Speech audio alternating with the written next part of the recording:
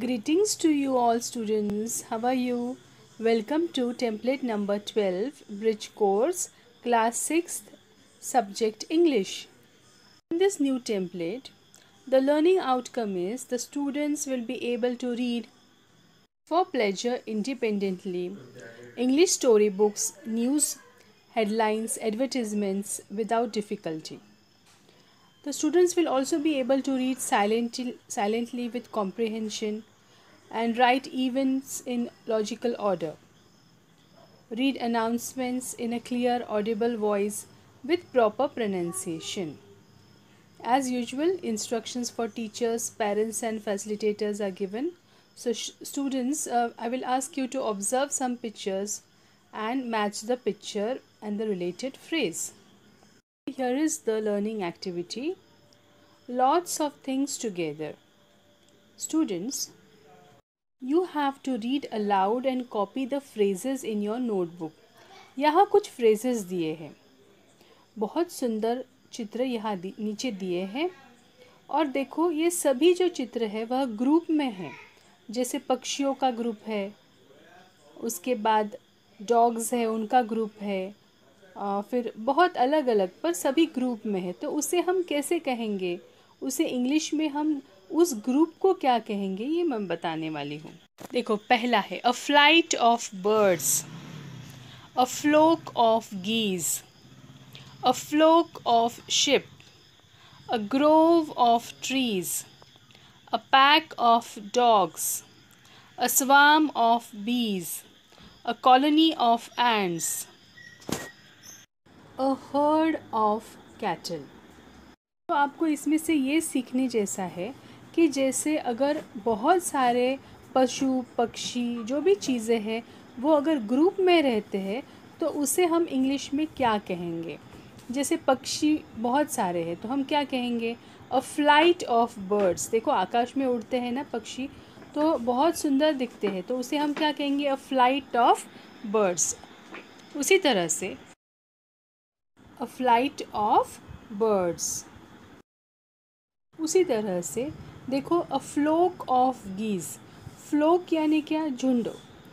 तो geese, geese मतलब क्या कि जो बगुले होते हैं पक्षी ऐसे वाइट कलर के, तो उसे हम गीज़ कहेंगे. तो उनका भी एक झुंड होता है, तो इंग्लिश में हम उसे कहेंगे अ फ्लोक ऑफ गीज़. देखो इस तरह से आपने लिखना है, अ फ्लोक ऑफ गीज़. उसके बाद देखो जो शिप होते हैं, अभी शिप मालूम है हिंदी में अब उसे भेड़ कहते हैं. सो अ फ्लोक ऑफ शिप, उसको भी हम फ्लोक ही बोलेंगे. इस तरह से आपके बुक में लिखना है अ फ्लोक ऑफ शिप.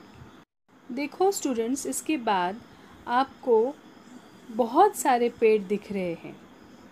तो देखो जंगल में आपको ऐसे पेड़ दिखते हैं तो उसे हम क्या कहेंगे. जसं मराठीमध्ये आपण म्हणतो की आंब्याची आमराई असते, वैसे ही बहुत सारे पेड़ जो बोलते हैं तो इंग्लिश में हम कहेंगे a grove of trees. A grove of trees.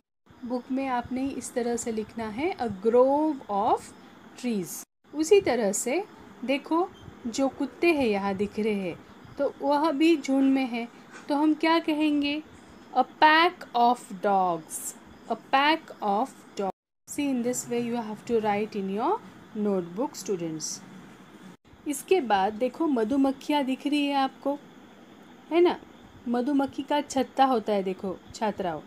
तो इसमें अ स्वार्म ऑफ बीज. स्वार्म मतलब बहुत सारी मधुमक्खियाँ जब ऐसे एक साथ रहती है ना, तो उसे हम कहेंगे अ स्वार्म ऑफ बीज.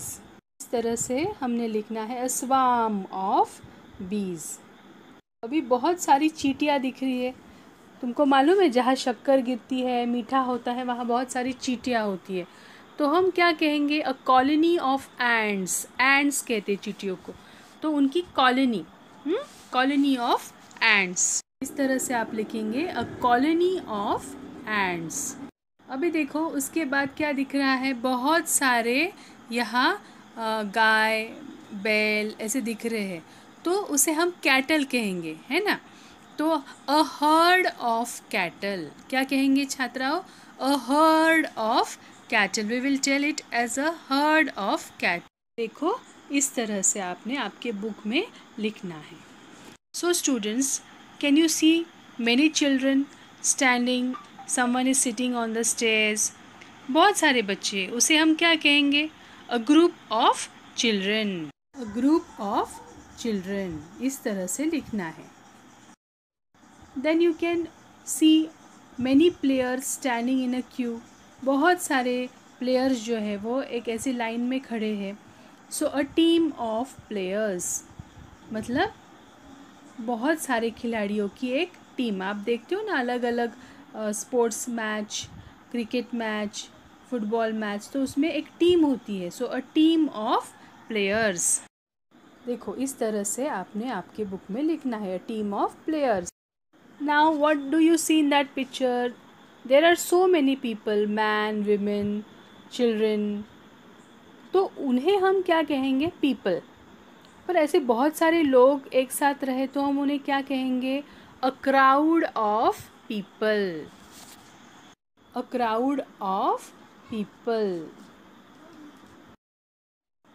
देखो इसके बाद आपको एक बहुत बड़ी पोटली दिख रही है, वो सभी उसमें कपड़े हैं, तो उसे हम क्या कहेंगे? A bundle of clothes. A bundle of clothes. So you can use this phrases in your sentences also.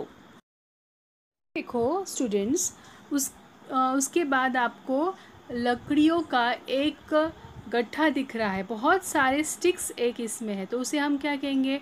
A bundle of sticks. A bundle of sticks. Okay. Then what can you see? Wow, so many flowers. तो उसे हम क्या कहेंगे? A bunch of flowers. A bunch of flowers. A bunch of flowers.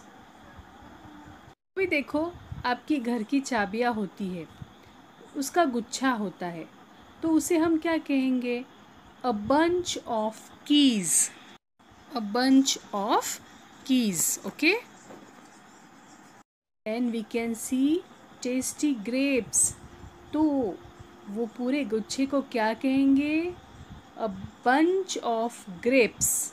A bunch of grapes मतलब अंगूर का गुच्छा. A bunch of grapes. Bunch of grapes. So we have learnt many phrases. So you have to write these phrases in your notebook. Now there is one solved activity given. Write the phrases given in the activity and read the phrases again and again. They say a flight of birds, a flock of geese, a grove of trees.